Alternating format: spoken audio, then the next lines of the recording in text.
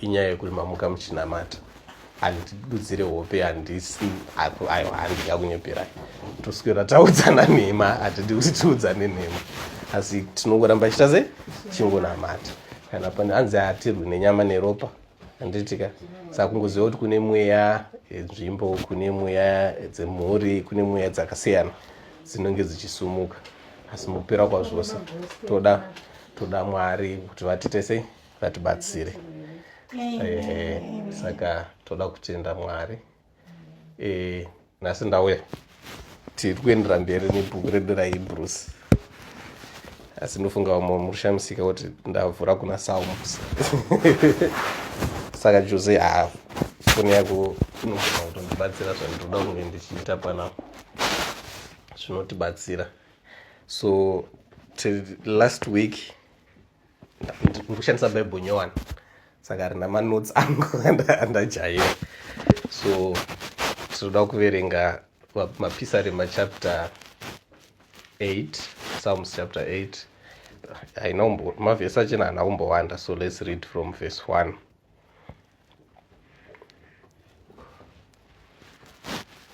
Tese tiri kuona handiti, tokwanisa kuverenga tese handiti.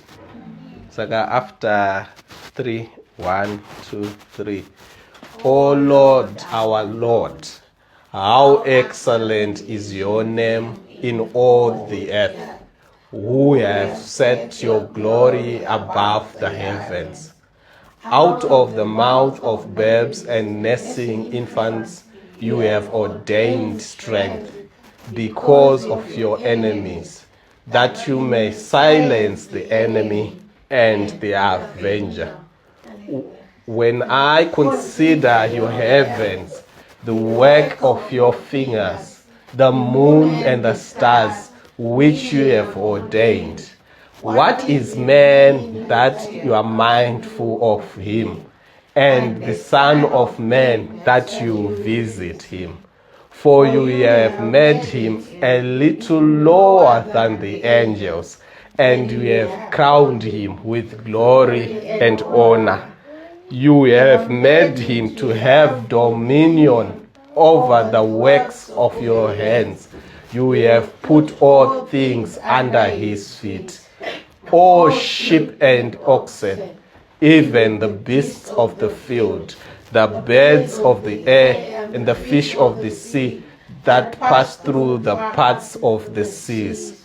O Lord, our Lord, how excellent is your name in all the earth. Amen. What a psalm. Pisari marakanaka sei. Ndo pacho unofunga songe denga rakashongedzwa nendarama namachinda navatumwa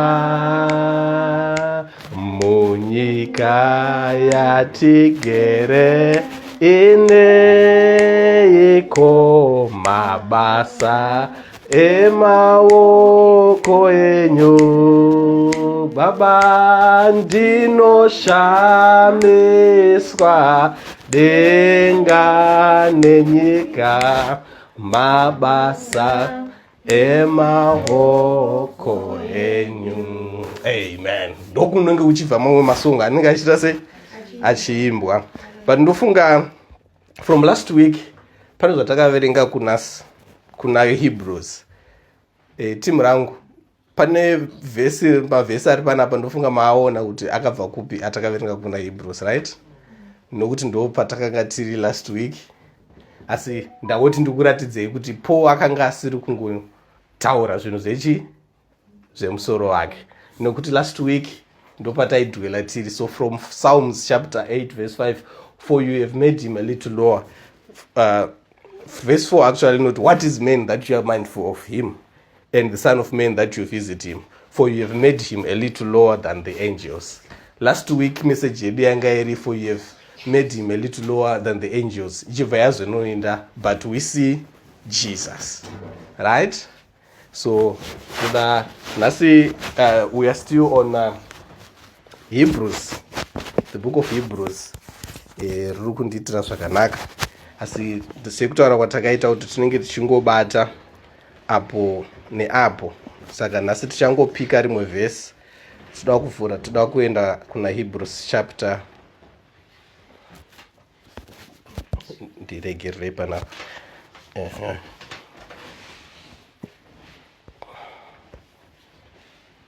Hebrews chapter 3.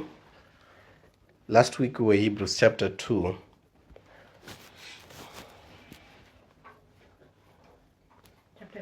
Chapter 3.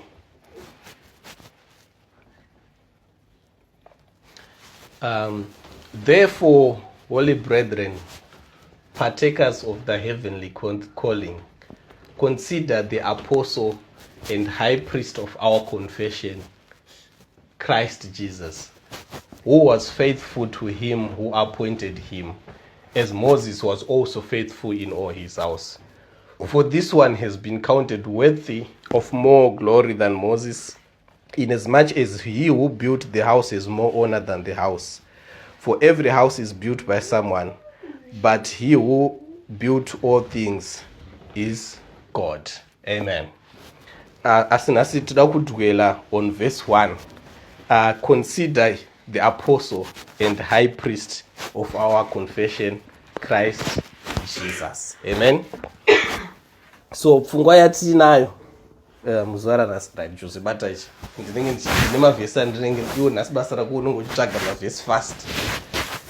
Ndichange ndichinonga mamwe mavhesi atinenge tichingotsanangura.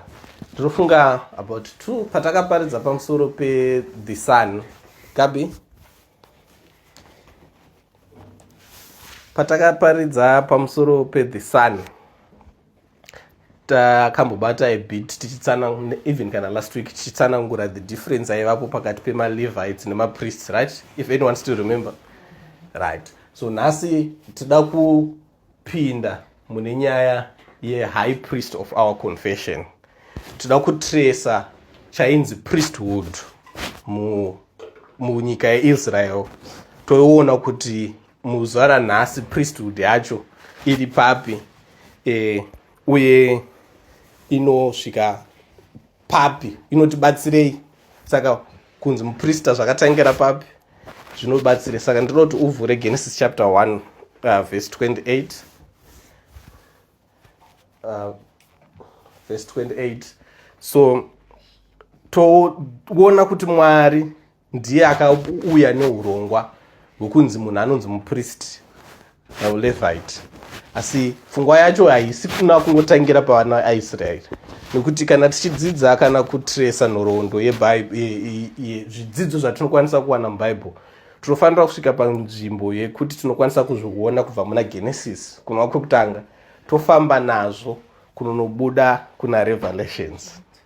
So panapa takatarisa Genesis chapter 1 verse 28 rules out. Then God blessed them and said to them, be fruitful and multiply, fill the earth and subdue it, have dominion over the fish of the sea, over the bird of the air, and over every living thing that moves on the earth.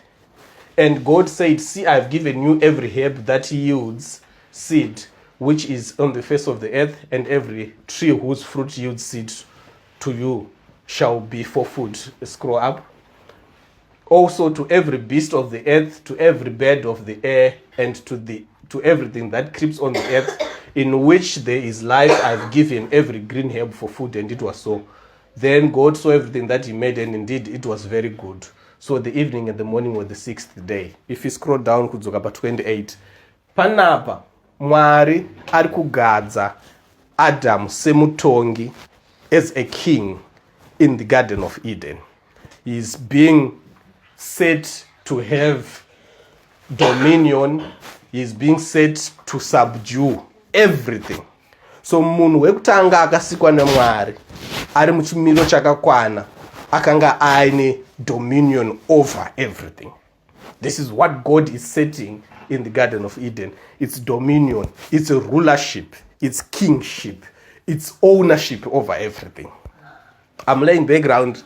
I'm not so sure kuti tinopedza here nasi, kana takasapedza tunoendera mberi nerimwe zuva, asi takakwanisa kufambawo nekaspeed kanaka togona kuita sei togona kupedza, asi regai tione. So pfungwa yaMwari yanga iri yekuti munhu waaisa mubindu reEden ave neutongi, ave nesimba pamusoro pezvisikwa zvose. Handiti ndo pfungwa yaMwari pekutanga. Ndoda kuti Jozo ndivhurire zvino Genesis chapter 2 verse 15, nokuti mubindu reEden ndo makagadzwa nhau yekuva mutongi nenhau yekuva muprista. So on verse 15, ndizvozvo Mwari ari kudzoka kuna the same Adam, and then he says the Lord took the man and put him in the garden of Eden to tend and keep it. And the Lord commanded the man, of every tree of the garden you may freely eat, but of the tree of the knowledge of good and evil you shall not eat, for in the day that you eat you shall surely die.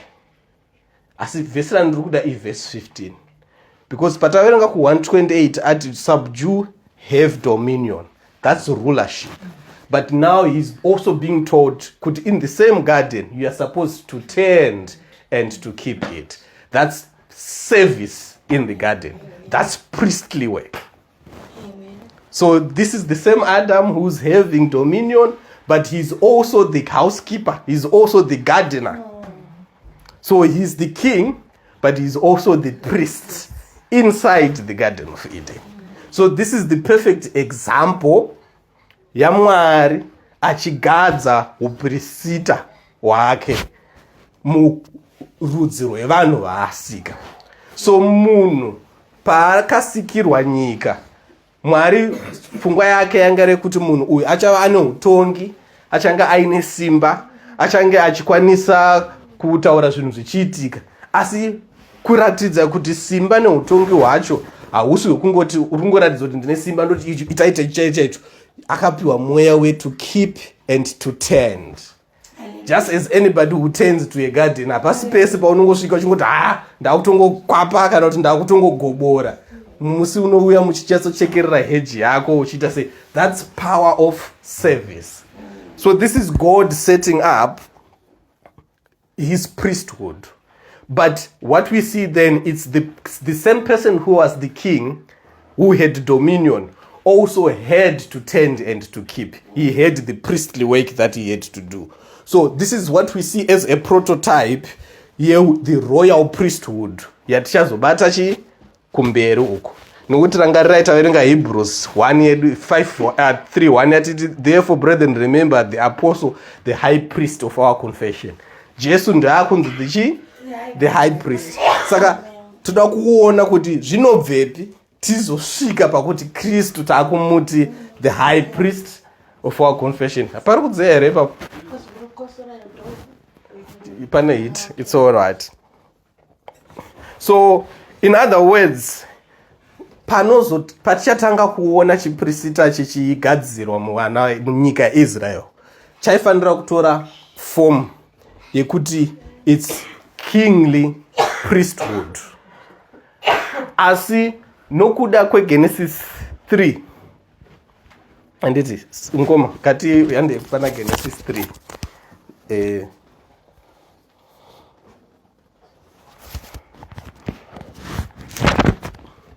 verse 1. All right. Genesis 3 1. Yeah. Chapter 3 verse 1. And it Genesis 1 chapter 3. Genesis chapter 3 verse 1. All right, get scroll up. Ande kumsoro. Nyaya iyi ndo paya patiri kuona Eva achiedzwa wobva vazodya handiti muchero. Nhasi hatisi kudwela ipapo kwidza kumusoro. Tinoda kuti tiri kungofamba indo tichiratidzana. Handei. Right. Dzika mbichana. We are verse 15. Dzika 14. All right, guys. Now we're in up, and the Bible. So the Lord said to the serpent, because you have done this, you are cursed more than all cattle and more than every beast of the field. On your belly thou shalt go, and you shall eat dust in the days of all the days of your life. And I'll put enmity between you and the woman, and between your seed and her seed. And we know the woman's seed is the Lord Jesus Christ. because mukuberekwa kwevanhu mudzimai haana mbeu yake ega, asi Kristu unoberekwa nemhandara, ingori mbeu yaMwari yakangoiswa maari. Asi ndopanozadzikiswa vimbiso yekuti her seed, which is Christ coming without man's implantation, handitika. So he shall bruise your head, the seed of Eve will bruise the head of the seed of the serpent, and you shall bruise his heel. Handeton. Apasino pane nyaya yedu, I had to comment and go. Nasi ndiri kuti tichiratidzana zvaita zvakanaka tine projector yedu. To the woman he said, I will greatly multiply your sorrow and your conception. So nyaya yekubereka vana ndo painobva. Nyaya ye9 months ndo painobuda apa. Nyaya yacho iri pakubva pakuti pane dzitateguru redu risina kuita sei kuteerera Mwari. Saka punishment kana pachizoita kunge zvinhu zvaMwari zvinoita kunge ndezvevarume vari kutungamirira vakadzi, nhau yacho inongobva ipapa. Nokuti ndo Mwari paavari kuudza Eva kudarika kwake, kutadza kwake, aribva kuti in pain you shall bring forth children. So that's where the pain in 9 months painobva. Your desire shall be for your husband, and he shall rule over you. Hatisina kukomenta nhasi pakawanda, but ndofunga ndopanobva nyaya yekuti musoro wemba ndibaba, amai havazoti ndiri bhareta akati ndiri mutsipa. Asi nyaya yachina ndoparira sei? Ndopari kubva mudzimba umu, ndopatinoseterwa nyaya yacho yese. Wakanzwisisa rule iyi, unozonzwisisa sei Paul kumberi aizotaura kuti madzimai ngaadzidze mukunyarara nezvakati, because ndopanenge pachitangira nyaya yerulership. Again ndopanotangira nyaya yepriesthood, nokuti priesthood yataverenga iya yanzi kuna Adam, iwewo you are going to tend. Haina kunzi iwewo Eva, yanzi iwewo Adam, takupai dominion. Iwewo Adam, you are going to tend for this. So the king and the priest, when he goes astray, the punishment comes to the woman in that you will be, you have sorrow in conception and in bringing forth children. Your desire will be to your husband, and he shall rule over you. So the kingship yangaina Adam over the beast is also being brought over the woman. But hatisina kudwela ipapo nokuti haisiriwo zuva redu zvatiri kufokasa nazvo nezuva ranhasi. Right. Then to Adam he said, because you have heeded the voice of your wife and have eaten from the tree which I command you, saying you shall not eat, cursed is the ground for your sake. In toil you shall eat of it all the days of your life. I want you to notice something. When God cursed the serpent, he cursed the serpent direct. He said, you the serpent, verse 14. 14 also. Yeah. He said to the serpent, because you have done this, you are cursed more than all cattle. To the serpent direct, you serpent, you are cursed. Verse 15, then to the woman, verse 16, I will greatly multiply your sorrow, you woman. I will greatly multiply your sorrow and your conception in you. The woman. Your desire, you. But to Adam, the man, verse 17, he doesn't curse Adam. He curses the ground for Adam. Oh, yes. Because he says, because you have heeded to the voice of your wife and have taken and eaten from the tree which I commanded you, saying you shall not eat of it. Cursed is the ground for your sake. Amen. I did this all. Adam haana kutukwa. Chakatukwa inyika. In toil you shall eat of it all the days of your life. Ivhu raingofanira garden riya rayakanga anzi you should tend and look over and keep it. Raingo aifanira kunge achingoita zvichingoita sora chiriudza zvichiita sei achisakurira mbichana zvichifamba, asi ndo raakubuda minzwa. Amen. Both thorns and thistles it shall bring forth for you, and you shall eat the herb of the field. You now have to toil for zvinhu zvaaingofanira kungofamba achisvika achinonoita. But hapana kunzi I will curse you, iwewo Adam. Muku imbosiya Joa nezvaari kuita ndiye projector yedu. Handiti. So this is a distinction. Yet the priesthood being set naMwari in the Garden of Eden.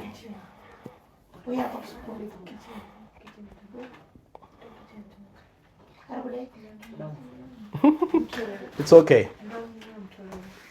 So ndofunga tiri kuona kuti tatoseta kuti Mwari akanga amugadza samambo over all the things, kubva amupa priestly duties, but then there was the fall. So because he can no longer have power over these things, he's struggling. He loses his kingship. He loses his priesthood. Asi pfungwa yaMwari nguva dzose ndeyekutidzorera kuGarden of Eden before the fall. Vhura Romans chapter 1 verse 21. Nhasi vasikana vasunyora manotes. Romans 1. Yeah. Ndaitofunga vasikana nhasi memuchinyora manotes. Vhura and 21. So this is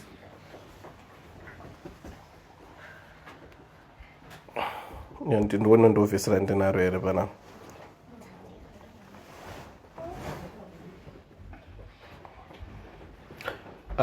Dzika kuzasi toni. 18 kumsoro sorry.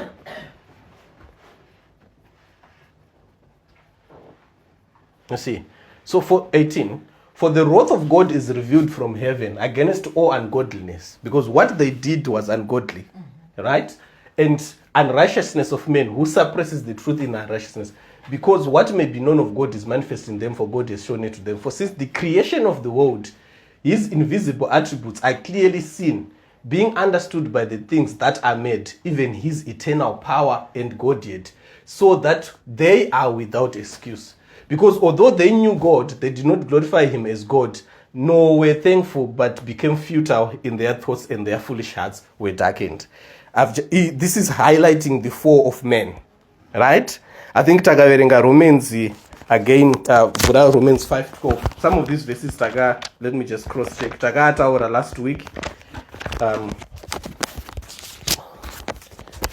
Manotes acho akandataura kuti Bible inyowani. So some of yes, Romans 5:12. Right? I think this is what 19 years old I. Therefore, just as through one man sin entered the world, and death through sin, and thus death spread to all men because all sinned. Zvaitwa na Adam na Eva kwakutanga kuya. So that's where we lost the priesthood and kingship. Ye inonzi royal priesthood. Nokuti mzora nhasi tinozochiti no, we are royal priests, we are now priests and kings, but this is what we are tracing. So God ordained it in Genesis, but Adam lost that. And this is what scripture teaches us. Because of him losing it, all men had to lose it. For until the law, sin was in the world, but sin is not imputed when there is no law. Nevertheless, death reigned from Adam to Moses, even over those who had not sinned according to the likeness of the transgression of Adam, who is of type of him who was to come. So who was to come was Christ.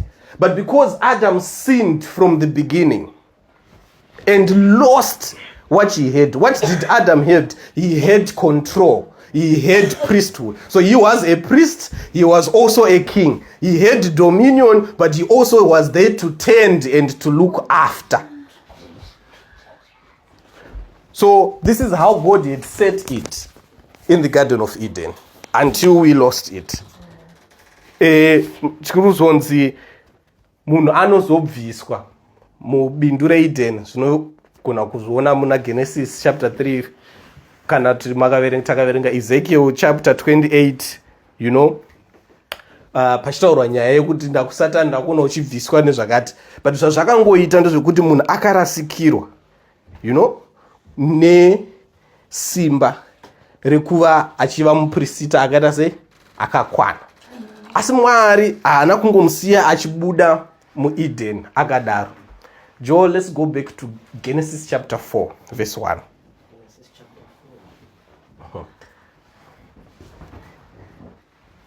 4. Kwidza tione. fine dzoka kumusoro. So Genesis chapter 4 ndo patiri kuona kuberekwa kwa Cain naAbel. Anditika kuratidza kuti kunyange hake akanga asisina simba, zvaanodzidzisa vana vake ndezvekuti tinoudzwa neBhaibheri kuti in the process of time it came to pass that Cain brought an offering of the fruit of the ground to the Lord. The idea of bringing an offering, because Adam was a priest, he had zvinhu zvaaita vana vakura vakunzwisisa. So chaingoziona baba vake pane nguva yavaigadzira aritari yekupa kuna Jehovha. Saka Kaini akurawo akabva auya aone ndinogadzira aritari. Asi Kaini akagadzira the altar of the fruit of the ground. But remember, it is the ground that was cursed. Amen. In Genesis chapter 2. Kwataverenga kuya. It's the ground that was cursed, because cursed be the ground for your sake. But he tended to this and he brought that. But Abel, verse 4, Abel also brought the firstborn of his flock and of their fat, and the Lord respected Abel and his offering. But he did not respect Cain and his offering, and Cain was very angry of his countenance. What did Cain miss? Cain missed the idea that the sacrifice, the sacrifice yemafruits ish. Vana vaIsraeri vakatozoudzwa munapota muchiunzwawo muzvibereko zvekuita zvekutanga. Asi muEden akapotsa chizaruro. Sei? Handina Genesis chapter 3. Yeah, vungovhura verse 1. Quit that one. And don't pata and don't quit that. Pata gumira paper 17. Right? Verse 19 and right. So we see, or and 19, right, the 19. In the sweat of your face you shall eat bread till you return to the ground, for out of it you were taken, for dust you are, and to dust you shall return. And Adam called his wife named Eve, because she was the mother of all living. Also for Adam and his wife the Lord made tunics of skin and clothed them. What were these tunics made of? They were made of skin. Which skin? Of lambs. So Abel understood kuti when baba na mai pawakatadza, the covering that God made was of a dying lamb, was of an animal that stood on their behalf. You know? Then the Lord said, behold, the man has become like one of us, knowing good and evil. And now let's put out his hand and take also the tree of the life and eat it forever. Therefore the Lord sent him out of the Garden of Eden to till the land, the ground from which he was taken. And so he drove out the man and he placed the cherubim at the east of the Garden of Eden, a flaming sword which turned everywhere to guard the way of the tree of life. Asi, chakanga chaitwa na Mwari, the skins he took were the skins of a lamb. Mwari ndiye akaita the priestly duties again, in as much as he had spoken judgment over Eve na Adam nei. Kuva ati kuna Eve na Adam ndakukupai, you know, dewe muzviputire nokuti ivo vanga vasunga mashizha. Pane patasina kuverenga yeye kuna Genesis 3. Vanga vasunga mashizha anga akutooma nezuva nokuti chituko chaMwari changa chatoita vanhu havaisadikitira. Think of a perfect world where you sweating atinoita isusu. Itori sign yekuti chivi chakauya panyika. It was a perfect conditioned world yaigara Adam na Eve. Asi nokuda kwechivi takabva tarasikirwa nazvo zvese izvozvo. Tiritos? Yes. Amen. So ndopaya patinozoona Genesis 4 yataverenga iya. Waona kuti pavakuunza chikonzero Mwari akanga asiri kutambira Abel, asiri kutambira Cain, ndechekuti Cain haana kunzwisisa kuti kunyange hake iye aishanda nesimba, nokuti akauya zvinhu zvaiunza kuna Mwari zvaiva pamurawo mupfungwa dzake, nokuti ari kutoshanda zvacho zvaakanzi aite sei aite.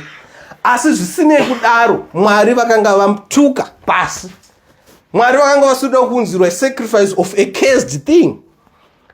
the revelation was in understanding that there was a substitute. That substitute was an animal, not a fruit. So he had to bring an animal. And Abel understood that, brought that sacrifice, and God liked it. No, Genesis 4 here. No chikonzero Mwari akarespect. Tinozviona sei? Handidzokera Genesis 4. Scroll up to. So the Lord said to Cain, why are you angry? And why is your countenance fallen? If you do well, will you not be accepted? And if you do not do well, sin lies at the door. And its desire is for you, but you should rule over it. Now Cain talked with Abel, his brother, and it came to pass when they were in the field that Cain rose up against Abel, his brother, and killed him. Nokuda kwekuti akapirisa chinhu chisina kugamuchirwa naMwari. Mwari kwakutomuudza kuti nochiita waona kuti chakanaka chandinoda ndeichi. Kunze kuti achiite paakataurana nemunin'ina wake akabva amuuraya. Chivi chakanzi chiri pamusuwo wake chakabva chamukurira. Iye ndiye aifanira kunge achikurira chivi. Because zviri kunzi its desire is for you, but you should rule over that sin. Because it lies at your door when you are angry. When your countenance has fallen, when something has gone astray or zvinhu zvisiri kufamba zvakanaka, the sin lies at the door. Pazvinenge zvakutenge zviri kuboka kana kuti uonenge zvako zvisiri kufamba zvevamwe, envy is there, jealous is there. Wakasangwarira, you might end up killing your brother, just like what Cain did. Kusamaria. Asi nekuti pfungwa yedu haisi ikoko. Tinoti tifambe. So nyaya iripo ndeyekuti punishment yechivi paifanira kudeurwa ropa. Nokuti paidawa muprista. So mukufamba kwatinoita kubva mubindu reEden kuzonoona vana even kana Abraham takaverenga tichangoita tichijamba panapo. Ndopa handitoverenga nyaya yaAbraham kuti akaita sei ane mwana zvakanzi mutore ndaonoita sei unopirisa. Aenda kunopirisa abva ikoko vazonzi no hatichapirisa mwana wako gutora gondobwe. Ari kuramba achiita those priestly duties. Dai vana baba vari muno machinzo zvandiri kutaura nokuti vane role in being the priests of the household. Kuva maprista nokuti ndivo vanofanira kunge vachiestablisha the altar in their houses. They are the ones who should bring people kuti ngatinamatei, ngatiitei zvinhu zvakati, I really desire mozovapa recording yesemoni nekuti munzwa zvanga zviparidzwa muzuva ranhasi. Ndo vanenge vachiestablisha, because takatarisa mubhaibheri akanga achiestablisha were the men, the heads of the house, who were then establishing, they were doing their priestly duties. Amen? Amen. Right. Saka ndinoti tipa jambe ipapo tofamba. Wari munana baba. Ana Joe. So tinoona kuti patinoona vana vaIsraeri vari muEgypt vachifamba vanobva vabudiswa muEgypt vobva vaenda murenje, vobva vatanga kufamba murenje. Then muri murenje imomo ndo panosumuka, munoziva kuti vanhu vakatanga kuwanda pane mutungamiriri mumwe chete. Vamwe vanozotanga kuzoti uri kutozviona kunge ndiwe wega, nokuti urongo hwaMwari sezvatakambotaura pai kuti Mwari akanga ane muprofita wake, pasi pemuprofita wake akanga achidhila neAroni aiva muprofita wake. So nokuti vanhu vawanda kudhila nemaissues emudzimba emunzvimbo dzakasiyana siyana kwanga kwakuremera munhu mumwe chete. Urongo hwaMwari hwakanga bva wati tinoda kuti nyaya yeuprista ite sei ienderere mberi. So in restoring Israel, the first thing God did was to bring the issue to tend over his people. Akatanga kusumudza vaprista kudarika kusumudza mambo. Zvinobatana nezvimwe zvandakataura last week tichitaura panyaya yekusarudzwa kwamambo Sauro. Ndakamboshtaura. Tichaita reminder patinenge tichifamba ipapo tichitsanangura. So chekutanga tinoona Mwari achisumudza vaprista. Ndinoti verenge vhura Exodus 28. I hope ndiyo. When I say Exodus 28, it should be Numbers something, but let's try Exodus 28.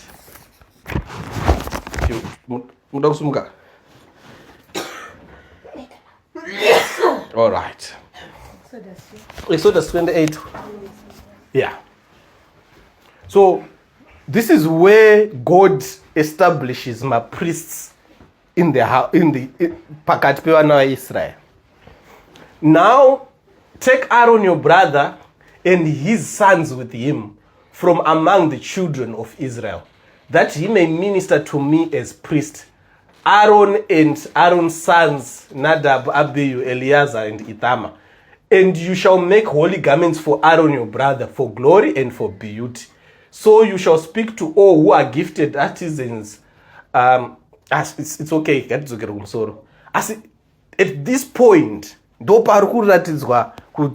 priesthood yakupiwa vana vani vaAaron. Ndinoda kuti a distinction, because I think I mentioned something last time.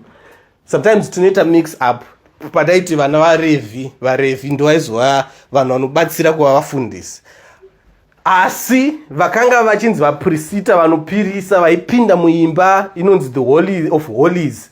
Vanhu ivavo vakanga vari vanhu vaikwanisa kutrace lineage yavo kuna Aaron. And it, so the priesthood yakanga iri in the house of Aaron, kwete in the house of Moses. Kunyange Moses was a Levite, but yakanga iri in the house of Aaron. So ndo panotanga kuestablishwa priesthood in the world yevanhu veIsrael.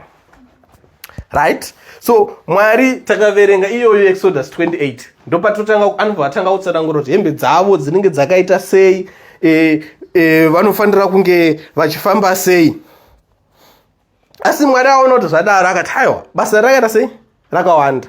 Vhura Numbers chapter 3. Rega ndisumudze vamwe vanhu vanogona kutibatsira. Numbers chapter 3 verse 40. Timboona kuti nasi tatiri kutsaura.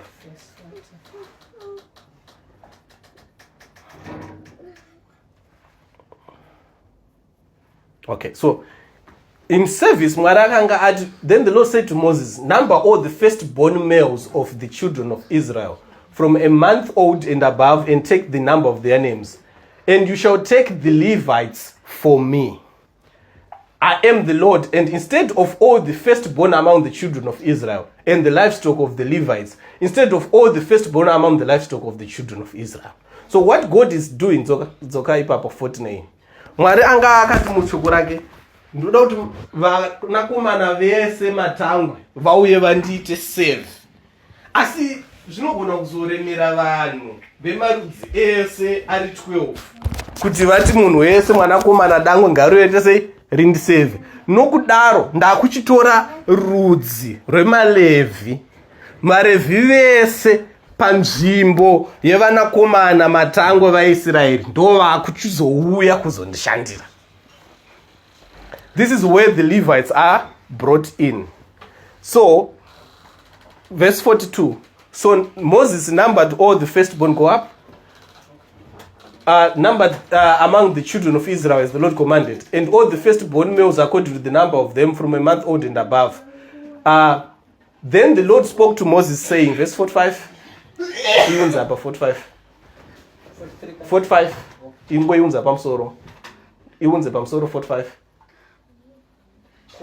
Like on top. Right.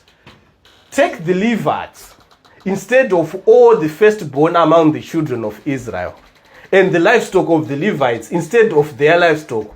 The Levites shall be mine. I am the Lord. So ndopa kuchitorwa vaRevhi. Unogona kutapiwa uri kuzviitira zvese izvi. Ndakacherechedza kuti sometimes tinouya panapa woassume kuti tese tinonzwisisa kunobva zvinhu izvi. Ndo kuti apa zvaRevhi vaizoti vaRevhi vari kuti vaprista vaizoti vari ku nhasi tinongotraya kuita se kuratidzana kuti aiwa zvinhu zvachena zviri kutobva mubhaibheri, zvine order yayo, kune kwazviri kubva, nokuti hatisi tose tinogona tichizvinzwisisa kana kuzviona nenzira iyoyo. Saka takaita sezvatiri kuita tichiverenga tichikuratidza kuti amaona kuti ndo pari kutanga odedzwa unzi vaRevhi vachiita sei vachiuya kubasa, ndipo ipapapa. take the Levites instead of all the firstborn among the children of Israel, and the livestock of the Levites instead of their livestock. The Levites shall be mine. So instead of the firstborn sons shall be mine, it's now the Levites shall be mine. I am the Lord. So ndokudanwa kunoitwa vana vaRevhi. Basa ravo mudanirwa wakaitwa tichipaverenga. I hope I can quickly pick this one.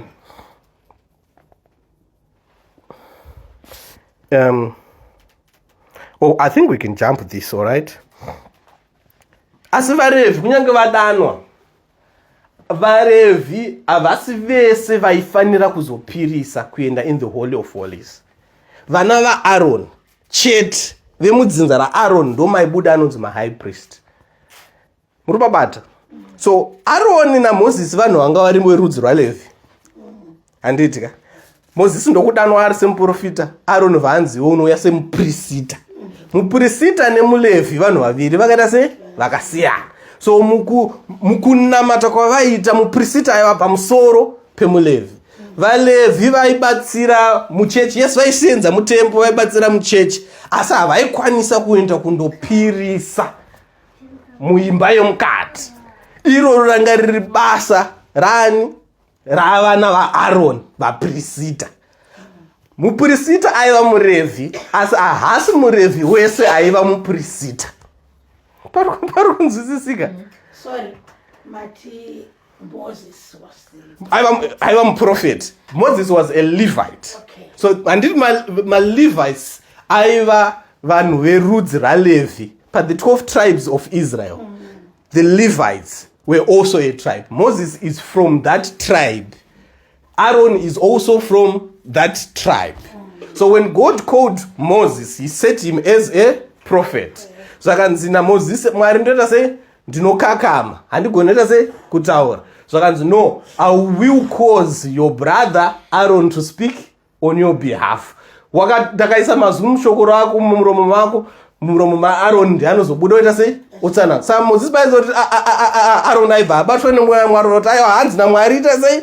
Itai zvakati. Ndiye aita semududziri. So Mwari sepromotion yaAaron ava muti nokuda kwokuti aita basa iri, ndiye akuya achiita sei? Achipirisa. Ndiye wakuti takatipirisai zvakati, iwo Mozisi unokutaura kuti Mwari atipirisai zvakati. Aaron ndiye achatumbura, ndiye achauraya. Nokuda kwebasa iroro, Aaron nevana vake, ndopataverenga paya kuna Exodus 28. Aaron nevana vake ndorava basa ravo, ndovakunzi vaprista. Vagadzwa sevaprista. Mwari ndokuona do basa iri rakaita sei? Zvinhu zvavanoda kuita vanhu ava vashoma, zvinoda kuitwa zvakaita sei? Zvakawanda.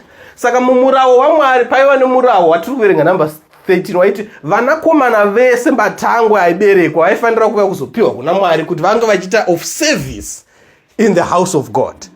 Mwari ndokuti zvinoremedza kuti marudzi ese ari 12 vamwe imba yega yega ichiita sei?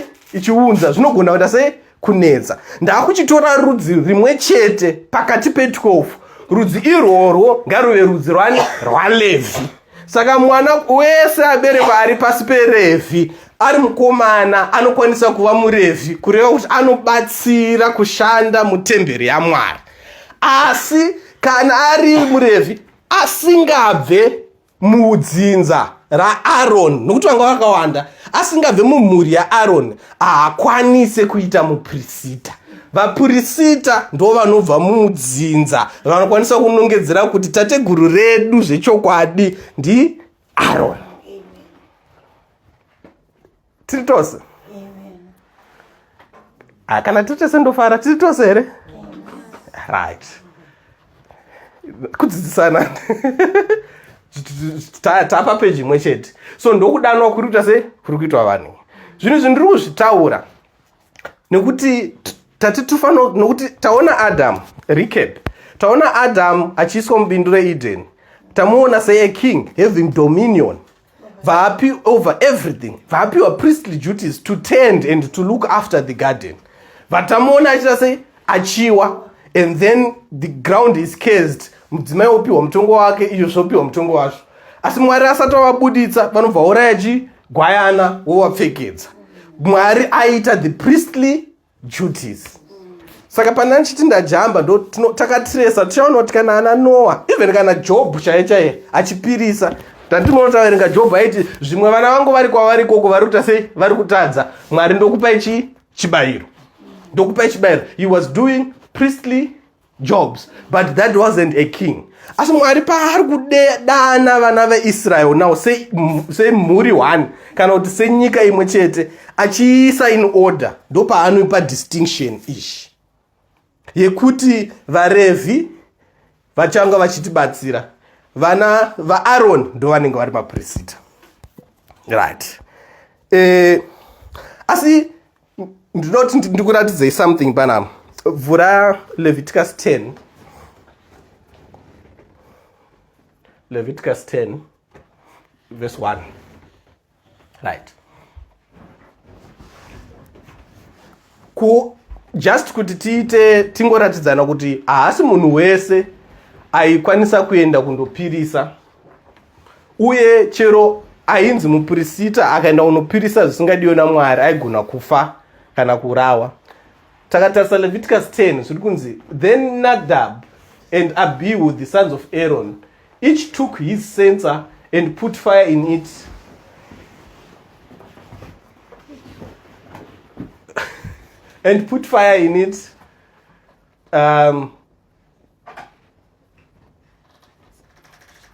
and offered profane fire before the Lord, which he had not commanded them. Priest, Aaron. So the fire went out from the Lord and devoured them, and they died before the Lord.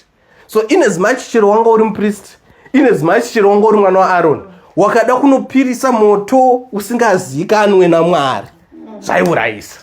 Saka zvakaitika kunyange kune vana vaAaron. Asi hazvina kuitika kune vana vaAaron chete. Ndoda kuti ndikuratidzei zvakare example. Vhura Numbers 16. No, Numbers. Numbers 16. Now Korah the son of Izhar, the son of Kohath, the son of Levi. Saka Korah Korah aiva mulevi. Together with Dathan and Abiram, the sons of Eliab, and also the son of Peleth, sons of Reuben, took men. Saka uyu murevi uyu atorwa netimu revana vaReuben. Uyu aisenza Korah aisenza muchechi. And they rose up before Moses with some of the children of Israel, 250 leaders of the congregation, representatives of the congregation, men of the renowned. And they gathered together against Moses and Aaron and said to them, you take too much upon yourselves. You know, for all the congregation is whole. Every one of them, and the Lord is among them. Why then do you exalt yourselves above the assembly of the Lord? Vanhu vakanga vatadza kunzwisisa order irita sei iri kusetwa naMwari. Vakatimura varatsvaga munhu waizoti anosenzawo muchechi. Kuti mukuzinyanya makuita chemhuri sei uchingoti vanhu vaAaron chete ndo vanofanira kuenda mukati umu. Munhu wese panapa muchete, tese tiri vatsvene kana tese tiri vatadzi hapana hadondo nhasi pamwe tese tiri vatadzi saka neninondoita. Zvinhu zvaMwari haisi nyaya yekuti tese. Mwari ane order yaanenge aita sei aseta ndomusumukiro wakaita. And so when Moses heard it, he fell on his face. And he spoke to Korah and all his company, saying, tomorrow morning the Lord will show who is his and who is holy, and will cause him to come near to him. That one whom he chooses will cause to come near to him. Do this. Take censers, Korah and all your company. Moses auti kana muchiti tinoda kuona ndezvaMwari. Iwe uchitora zvavanoshandisa masensors zvokushandisa kupirisa. And put fire in them and put incense in them before the Lord tomorrow. And it shall be that the man whom the Lord chooses is the Holy One. You take too much upon yourselves, you sons of Levi. Those are out. If I know Levi, Zamaunzwa mapinzwa muprogram. Mautoona kuti ndamunosenzawo muchechi. Mautoti nesuwo. Atsamwa kauya nemiyo munozvinyanya. You take too much upon yourselves, sons of Levi. Then Moses said to Korah, hear now you sons of Levi. Vana vaLevi vakanzi naMwari vataverenga pakanzi I have chosen the sons of Levites, they are mine. Ndovakumukira muprofita wani waMwari. Is it a small matter to you that the God of Israel separated you from the congregation of Israel? To bring you near to himself, to do the work of the tabernacle of the Lord, and to stand before the congregation to serve them. And that he has brought you near to himself, you and all your brethren, the sons of Levi, with you. And are you seeking the priesthood also? Maona distinction here and because munhu wese mutsvene nesu vaRevhi tiri vatsvene sei muri ongozviita zvekuti kwaAroni Mozisi ari kuti saka Mwari zvaakusarudzai kuti muuye mumushandire muuye muite maakutoda kutozviitawo vaprista futi.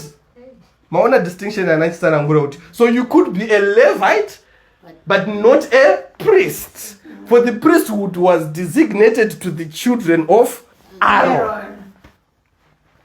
Therefore, you and all your company are gathered together against the Lord. And what is Aaron that you complain against him? Say Aaron, say Aaron, say Aaron. Amen. And Moses sent to call Dathan and Abiram, the sons of Eliab, but they said, we will not come up.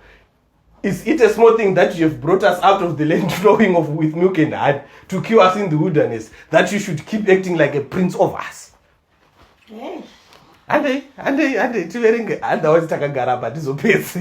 Moreover, you have brought us into a land flowing with milk and honey, nor given us inheritance of the fields and vineyards. Will you put out the eyes of these men? We will not come up. Saka iwe wakati yetu kuenda kunyika inoherera zvakati hationa usati watisvika ikoko watipinza murenje waudoti vanhu vapofoma ari manje woda kutenga wakangwara iwewe wauda kutotitonga ndozvavari kureva varume ka challenging Moses. Then Moses was very angry and said to the Lord, do not respect their offering. I have not taken one donkey from them, nor have I hurt one of them. And Moses said to God, tomorrow you and all your company be present before the Lord, and they as well as Aaron. Let each take his censer. Let's read.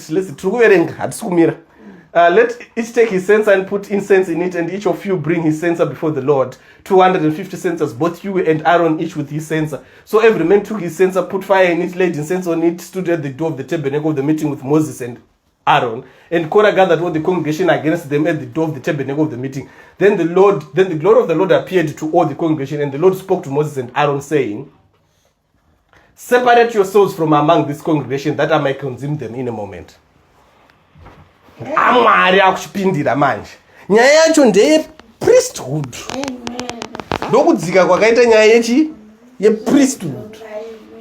Then they fell on their faces and said, oh God, the God of the spirits of all flesh, shall one man sin and you will be angry with all the congregation? So the Lord spoke to Moses, saying, speak to the congregation, say, get away from the tents of Korah, Dathan and Abiram.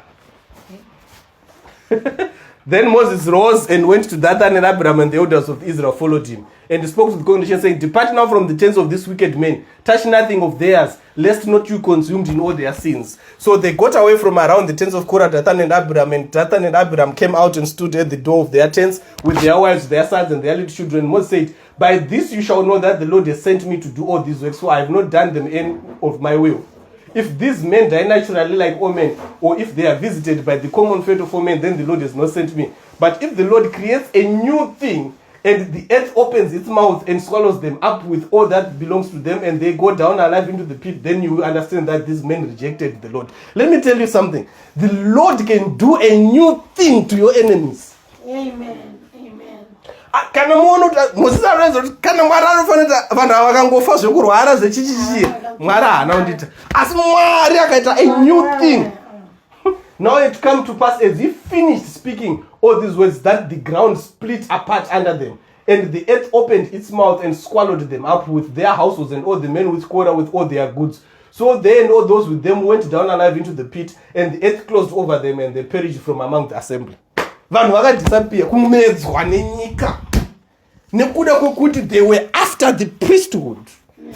Sometimes we'll read this story and we think it's people who were after the prophet, but they were not after the prophet. They were after the priesthood, because they were like, we are all holy. Why is it Aaron is the only one who gets in? They were not coming after Moses. They were coming after Aaron because he was also a Levite. Amen. Eish. Kantarisa panenguva yedu. Nokuti I'm looking kuti tiri halfway nepatatu apa nguva yacho yafamba. But zviri kunzwika here Tana? Amen. Zviri kumeka sense? Nyaya yekuti sei tichizotaura nyaya yekuti we have been made priests and kings. Remember tavarenga Hebrews kutoti chakanzi let's talk about Jesus, the high priest of our confession. And it. So do zvinotiratidza kuti haasi muprista wese, haasi murevhi wese aiva muprista. Uprista hwanga hwakasiyirwa vana vaAroni.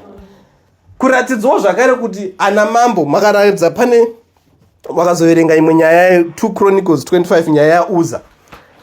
Akanga akatambanudza ruoko rwake achida kubata aritari yaMwari. Akanga asiri muprista, akabva aomera ipapo.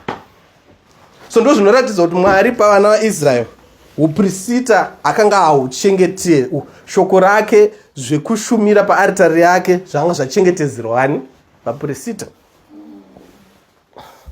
So asi vaprista zvataona kuna Adam nezvatiri kubva kuona pano, if you just scroll down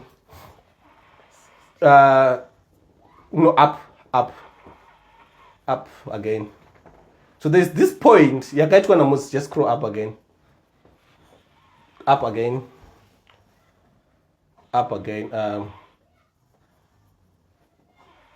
Right, wait there. No, let's go 20. So 20, this is another role of a priest. Negotiating, mediation.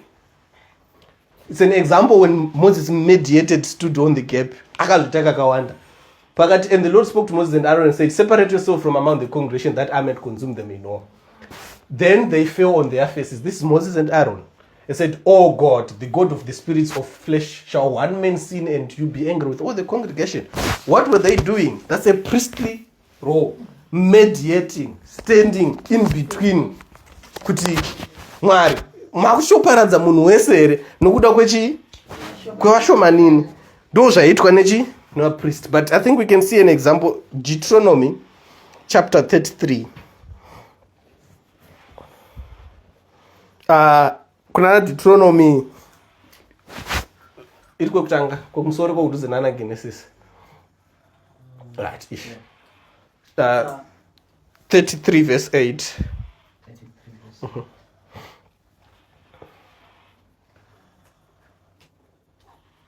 So makaverenga Deuteronomy chapter 33 hatichaiverenga. It speaks about Moses achiisa in order kuti Urim Thummim inoshanda sei, vaRevi, Old Testament. Deuteronomy means just 2 laws. Inotaura pamusoro pemirau yekuitika. Leviticus, it's about Levites, mabasa evaRevi aiitika, nezvinhu ndopamunonzwa murayiro wekuti zvakawanda zvakaita sei. So this is what the Levites were supposed to do. Let your Thummim and your Urim be with your Holy One, who you have tested at Massa, and with whom you contended at the waters of Meribah. Who says of his father and mother, I have not seen them, nor did they acknowledge his brothers or know his children, for they have observed your word and kept them. They shall teach Jacob your judgments. These are the Levites. They shall teach Jacob your judgments and Israel your law. They shall put incense before you and a whole burnt sacrifice on your altar. Bless his substance, Lord, and accept the work of his hands. Strike the loins of those who rise against him and all those who hate him, that they rise not again. So this is the blessing of Levi. So mukufamba zvakanaka, vaRevhi vangu vatori nebasa rakaita se rakakwana. Asi basa ravo rine paraita se paraifanira kugumira. Paizoenderwa mberi nevaprista. I just want to make progress here, so I'm gonna jump. So you have examples. Kuti the Levites, they would bring blood on the sacrifice of the altar. It was what I want to Leviticus chapter 1-7, to teach the covenant to the people. Leviticus chapter 10, to purify the house of God. Leviticus chapter 16, and to communicate the blessings of God. That's Leviticus chapter 26, 1-46, Numbers 6:22. So in some, the priest played the significant role of standing guard in God's house, making sacrifices for God's people, and instructing the people so that they would enjoy God's blessing. When priests did their job, God blessed his people, but when they failed, God's curses fell on the people. This is the role of the priests. So throughout Israel history, this pattern repeated. I think ndozvandaitaura this other day. Tichitaura kuti pane pamwe pokuti unoona kuti vana vaIsraeri vafamba zvakanaka, vozoita sei? Votiza posumuka muatumwa naMwari. Zvinhu izvi zvakazosvika kunyanya pane vana vaEli. 1 Samuel chapter 2. Vura 1 Samuel chapter 2. Verse 31. 1 Samuel chapter 2. I'm just gonna read for the sake of I think Samuel chapter 2 verse 31. 1 Samuel 2:31. Chapter 2 verse 31. Verse 31. Mm-hmm.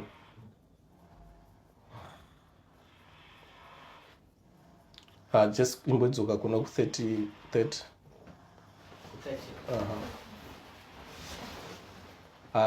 Dzikwidza musoro tono. Right. 27. Then a man of God came to Eli and said to him, "Thus says the Lord, did I not clearly reveal myself to the house of your father when they were in Egypt in Pharaoh's house? You know, did I not choose him out of all the tribes of Israel to be my priest, to offer my altar?" This is to the children of Aaron, you know, "to offer altar, to burn incense, and to wear an ephod before me. And did I not give to the house of your father all the offerings of the children of Israel made by fire? Why do you kick at my sacrifice and my offering, which I have commanded in my dwelling place, and honor your sons more than me, to make yourselves fat with the best of all the offering of Israel, my people? Therefore the Lord God of Israel said, I said indeed that your house and the house of your father would walk before me forever. But now the Lord says, far be it from me, for those who honor me I will honor, and those who despise me shall be lightly esteemed." Vanhu vaMalevites nemapriests vanga vasofamba zvakanaka, Mwari akamboti kwataverenga Numbers yakati they are mine, they walk for me forever. Mwari akubvunza zvakanzi ndakamboti, but nokuda kwezvamuri kuita kaizvi, far be it from me, for those who honor me I will honor, and those who despise me shall be lightly esteemed. Behold, the days are coming that I will cut off your arm and the arm of your father's house, so that there will not be an old man in your house. This is to Levi. This is to Eli. This is to that priesthood. So this is a double-edged prophecy. It's not just speaking about cutting off an arm. It's also speaking about the ceasing of priesthood from the house of Levi. This is a key point. Parutaura nyaya yekuti mumba maEli chiprista chikusvika pakupera, asi parutaura zvakadaro kuti nemurudzi rwaLevhi pane muprista achasumuka wekuti Mwari achangoti I will honor because he walks holy zvakakwana pamberi pangu, not necessarily kuti ari kubva muimba yani yaLevhi. It's important because this is where Samuel is rising. This is also a prophecy of who is the oncoming king priest in the future. And you will see an enemy in my dwelling place, despite all the good which God does for Israel. And there shall not be an old man in your house forever. This is the case of the house of Eli. But any of your men whom I do not cut off from my altar shall consume your eyes and grieve your heart, and all the descendants of your house shall die in the flower of their age. Hakuna akakura stereki kuimba yavo. But nachinotibati apo kudzika mbeshana. Up. I will cut off your arm and the arm of your father's house, so that there will be no old men in your house. Just because they have walked the city Israel. Nyaya iyoyi inonosvika pekuti tinoona kutadza makaverenga Bible. I'm now going to skip just to bring it to a close. Right. Verse 35. Panachataura 34 and now this shall be a sign to you that will come upon your two sons, Hophni and Phinehas. In one day they shall die, both of them. But verse 35, Mwari akupa promise about what is coming, and it kuti who's gonna be who and what. Then I will raise up myself a faithful priest who shall do according to what is in my heart and in my mind. I will build him a sure house, and he shall walk before my anointed forever. Now this is a different priesthood altogether that is being raised. The house yataurwa kumusoro kuya kunzi harichaita, but I will raise myself a faithful priest. Sando yavimbiso yekuti pane imwe priesthood yakuuya yakasiyana. ngativhurei Zechariah chapter 3.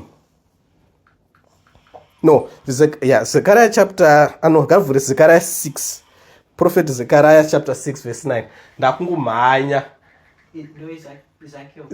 Zechariah, Z-E. C. No. Z-E-C.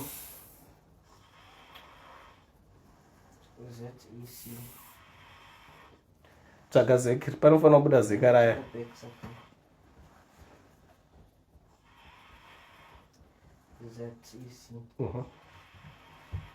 Yeah. Right. Chapter.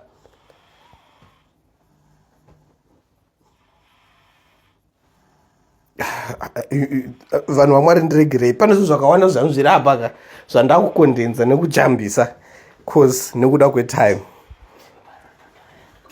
Yeah. Zechariah chapter 6. Chapter 6. Yeah, vhura chapter 6. Sorry, inotora time yenyu. But let me just find somewhere. Yeah, vhura verse 9. Then the word of the Lord came to me saying, receive the gift from the captives from the Heldai, Tobijah and Jedediah, who have come from Babylon, and go the same and enter the house of Josiah the son of Zephaniah. Take the silver and gold, make an elaborate crown and set it on the head of Joshua the son of Jehozadak, the high priest. Then speak to him, saying, thus says the Lord of hosts, saying, behold, the man whose name is Branch, from his place he shall branch out, and he shall build the temple of the Lord. Yes, he shall build the temple of the Lord, he shall bear the glory, and he shall sit and rule on his shoulder. So he shall be a priest on his throne, and the council of peace shall be between them both. So Mwari akuchitaura nyaya, murikuona pane joint of a priest on a throne.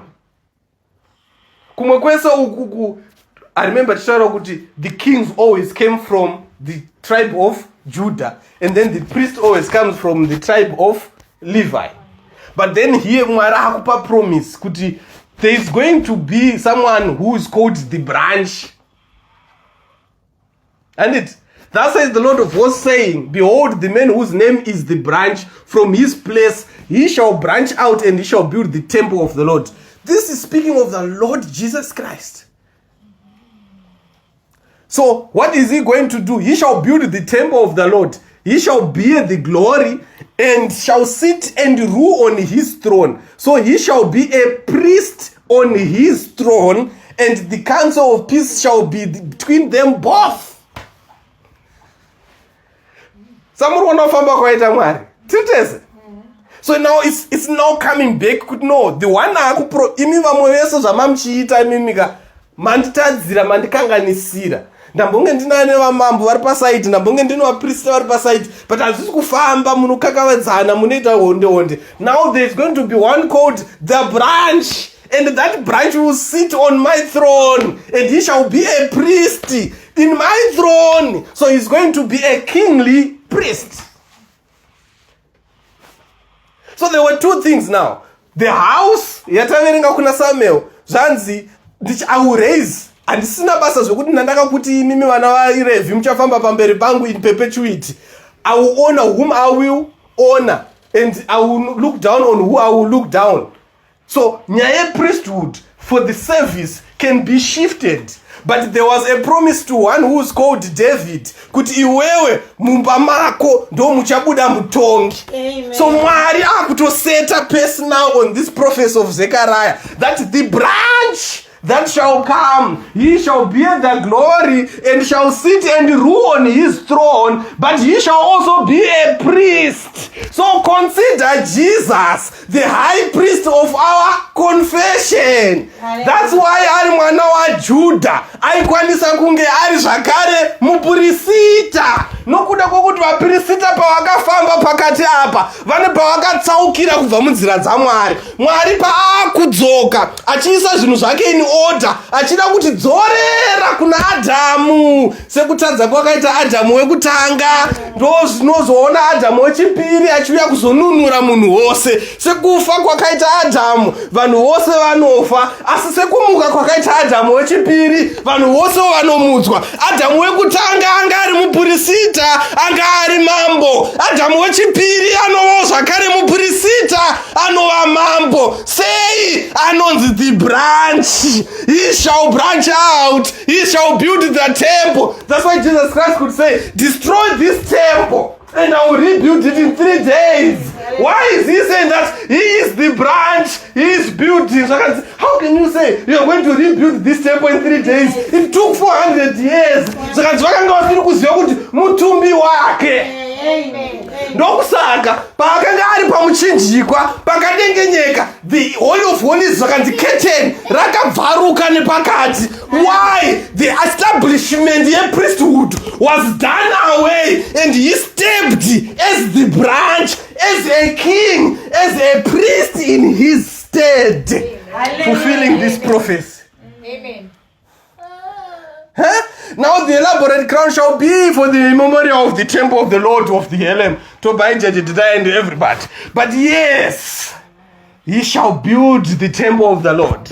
He shall bear the glory and shall sit and rule on his throne. So he shall be a priest on his throne. Hallelujah, hallelujah.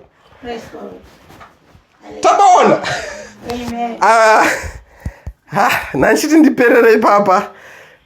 But ndiregerei ndingobatanidza tingoipedza nawo itozero tangopedza nhasi. Can you bear with me for a few more minutes? Please. Are you able? Musangoti yes zvenyu.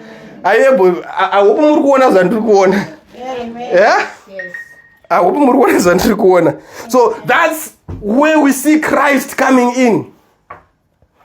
You see, that's the prophecy. The prophecy is speaking about a king who's going to be a priest. But we have to understand why it had to shift from the house of Levi, going to the house of Judah. Because Christ was from the house of Judah. But it's fulfilling this prophecy in Zechariah. So, if we open Psalms 110, I wish I can pick something up. Sorry, you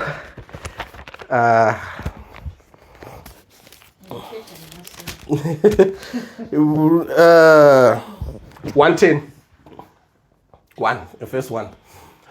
The Lord said to my Lord, sit at my right hand, till I'll make your enemies your footstool. Zechariah taverenga maenzo yataura sakanzisha, he shall cause him to sit on his throne.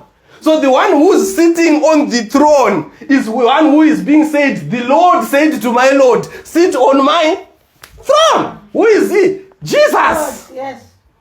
Amen.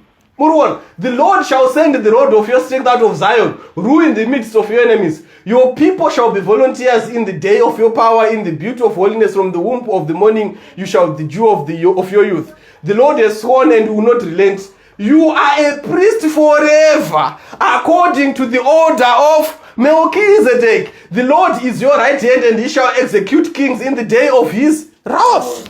So who do we see? We see a king and also a priest. So we see someone who is supposed to be technically from the house of Levi, because no kunobuda vaprista, and from the house of Judah, because no kunobuda madzimambo.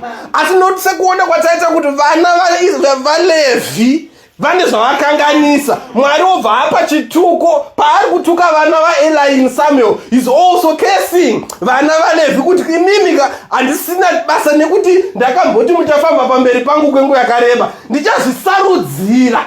Wavazvisarudzira ndiye Jesu Kristu. Mwari waakuti, come, sit on my throne. But also, you are going to be a priest forever, according to the order of Melchizedek. Itorimwe sermon yakazvimirira. But takanzwisisa now order of Melchizedek. Takuchinzwisisa sei Hebrews 3 verse 1 yataverenga yanga ichitiudza kuti now consider Jesus, the high priest of our confession. This is what makes him the high priest. Inasmuch as he was from the house of Judah. Amen. Amen. Amen. Amen. Amen. Let me add one or two things here. So the fulfillment of all these promises comes into focus in the life, death, and exaltation of Jesus Christ. As Jesus enters the world in humiliation and his obscurity, his priestly glory is veiled. Moreover, as a law-keeping son of Judah, he could not have been a high priest under the old covenant. But as the New Testament unfolds, his priesthood reflects his perfect sonship. He learned obedience through the things he suffered. So his sonship made him, because he was a perfect son, made him eligible to be a priest. Amen. So, man. Thank you, Lord. Thank you, Lord. You know what? Let's leave it here. Let's leave it here. Thank you, Lord. For next time. Let's leave it here. Next time tozongopedzisa one or two points dzacho dzanga dzasara. But ndokwa inodzokera. Tiratidza Hebrews chapter 3 yedu. Ndokwa inodzokera. All preaching dzese kana kushare kwese kwataedza kuita panapa. Ndofunga muriona nyaya dzangu kwadzinoperera. Ndokwa tinope ikoko ndiye mavambo nemagumo ekutenda kwedu. Saka kana takauya takaita 1 hour takaita sei asi tisingazoone Jesu hapana zvataita.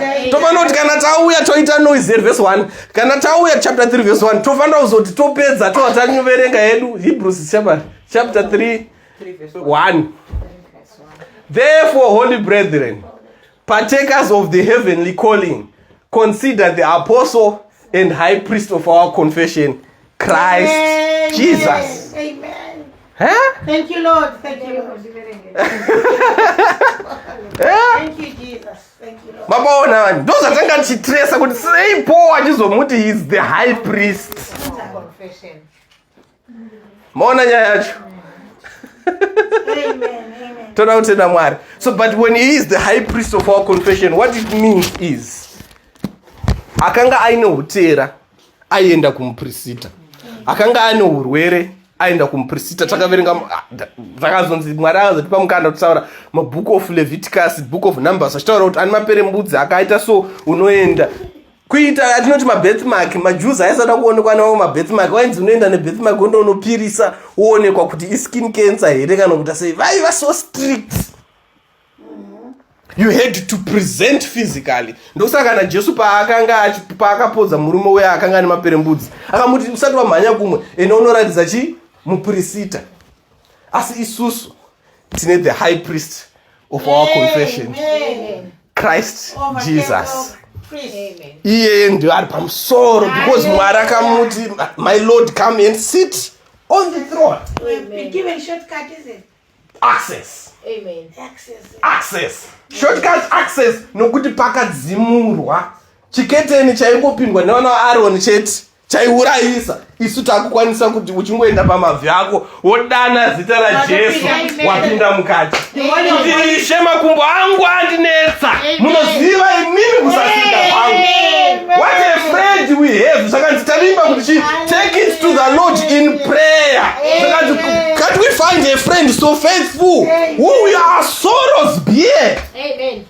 Thank you. Say we now have got access. Hatichamira pane muprofita, hatichamira pane muprista, hatichamira pane mufundisi, hatichamira pane anyone. You can go straight, direct, pasina chawabhadhara, pasina chawabvisa, pasina ambokuudza kuti zvakati nezvakati, because we have got the high priest. Amen. I've gone to length to explain all these things kuti zvimeke sense. Kuti kana wakuchienda muupo hwaMwari, you have got confidence kuti uri kuenda pamberi paMwari hapana anokwanisa kumira. Nokuti muprista ndiye ayekutorera chawauya kuzopirisa iye wozoenda nacho pamberi paMwari ozodzoka okuudza kuti waregererwa. asi nezuva ranhasi nekutenda muna Kristu Jesu wakaenda pamberi pake woti Ishe, ndauya nematadzo angu, ndauya nematambudziko angu, ndozvipira kwamuri mununuri wangu, ndoshongedza kadini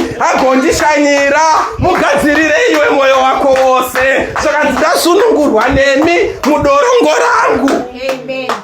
Nderipi dorongo rawinaro? Itorongo ripi raakakusunga wakaipa?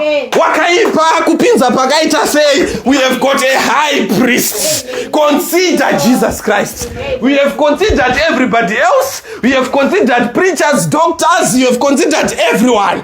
But let me introduce you again and remind you again. Could you consider the apostle? Consider the high priest of our confession. Consider Jesus Christ. Hallelujah. You have to consider him. Hallelujah. Thank you, Lord. Why not consider him today? Amen. Even this afternoon. Hallelujah. Consider Christ, Amen. Thank you, Lord. the high priest of our confession. Amen. Christ Jesus. Amen. Consider him. Amen. We have got many options. In these countries, we've got many options.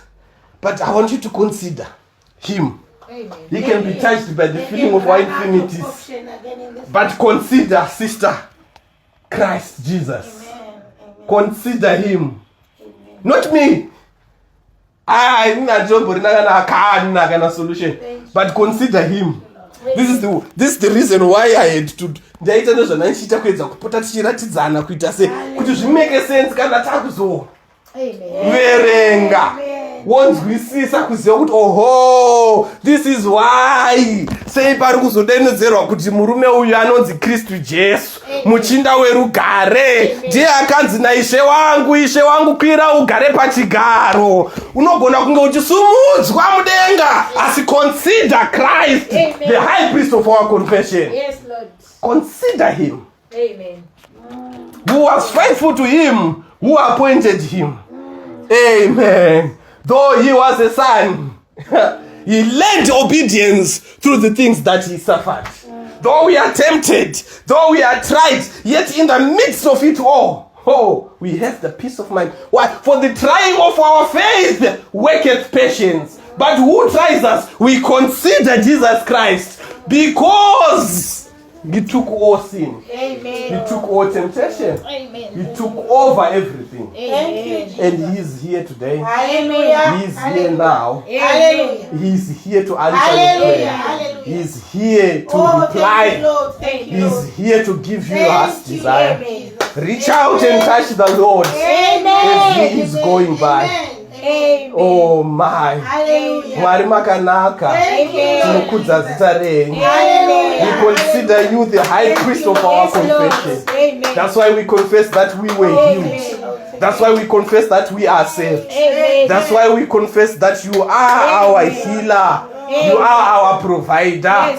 You are our strength giver. You are Jehovah Shammah, the Lord who is with us. You are Jehovah Jireh, Jehovah Nisi, Jehovah Rapha, Jehovah Ra, Jehovah Tzidkenu. You are everything we desire. We consider you the high priest of our confession. Yes, Lord. Thank you, Lord. Amen. In the few words that we have spoken, Amen. Father, let it not be the words of men. Yes, Lord. In helping one another to raise our faith, Lord, Amen. to fully understand why when your scripture tells us to consider you the high priest, Amen. you were there by God's ordination, oh Yes, God. Lord. When men's understanding could have failed, but you were ordained by God himself. Amen. The Lord said unto my Lord, sit upon the throne. Amen. Because he is the man and you are the man called the branch. Amen. The branch that has been extended to us, Amen. and we are grateful for it. Amen. Thank you for the healings, Lord. Thank you for the testimonies. Amen. Thank you for providing jobs. Amen. Thank you, Lord Jesus Christ, for giving answers to all our Amen. questions. We are so thankful in this little house, Lord, in this little gathering, in this small thing we are doing. We can already start seeing you doing your work, Lord. It's small, but do not despise the days of the small things, because when God has started it, no one can stop it. And when God has started moving, nobody can stop the movement of God. And when your glory is moving, no one can stop the glory of God. Thus we defy every spirit. Thus we defy everything, Lord Jesus Christ, that might be upon this place. We are bringing down strongholds. We are bringing down powers. We are bringing down every evil spirit. Those under my voice, in the name of Jesus Christ, they are your children. Help them, deliver them, fight for them. May you provide their needs, for you are the Lord God Almighty.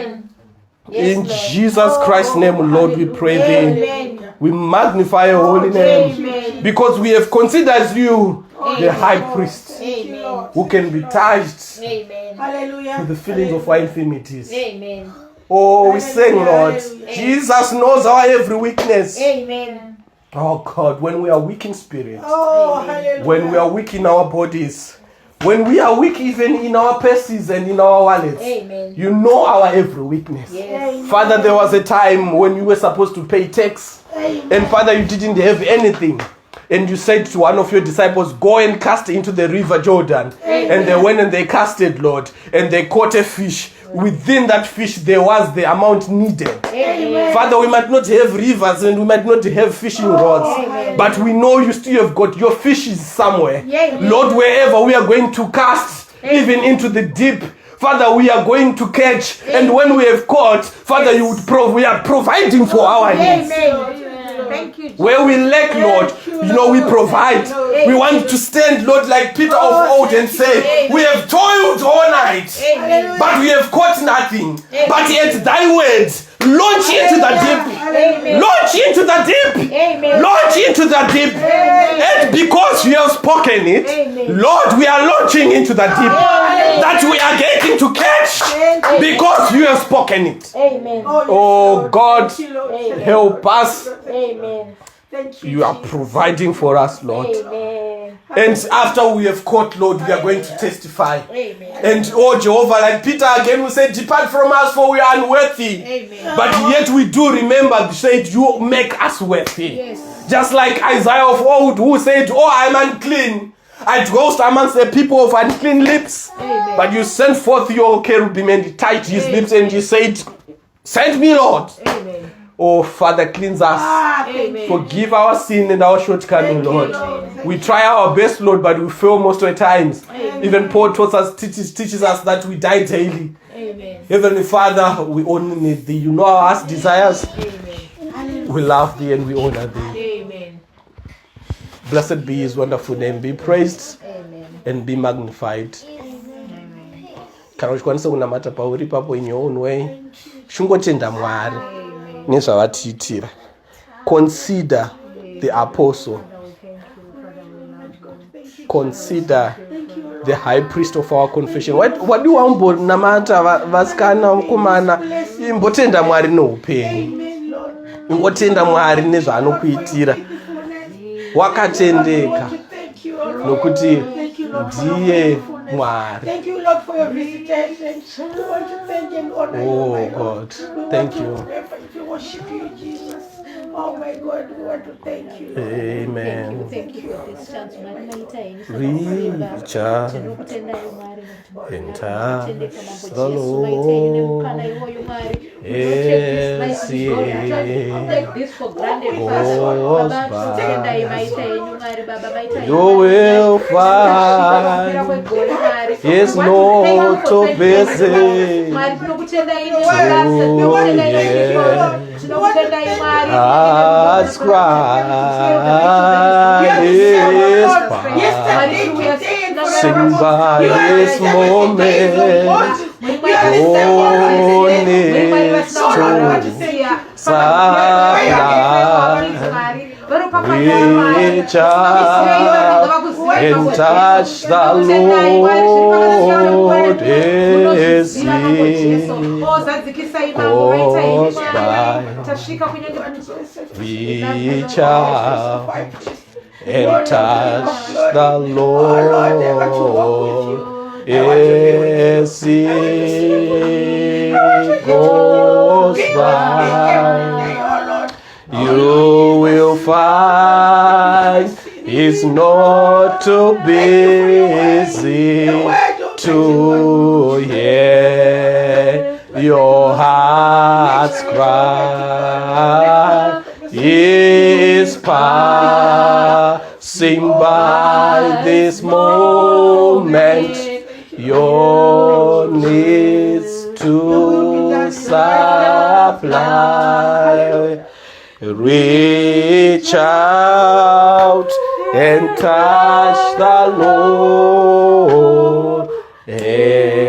Such reach out Pasombook goes by. Reach out, reach R-E-A and touch the Lord. R-E-A as it goes by. You will find He's not too busy to hear your heart's cry. He's passing by this moment your needs to supply. Reach out and touch the Lord as He goes by. Amen. Amen. Consider Amen. the apostle, the high priest of our faith, Amen. the Lord Jesus Christ. Amen. Mwari akuropafadzei, Amen. Mwari atiitire nyasha. Amen. Amen. Amen. Zvanga zvakanaka.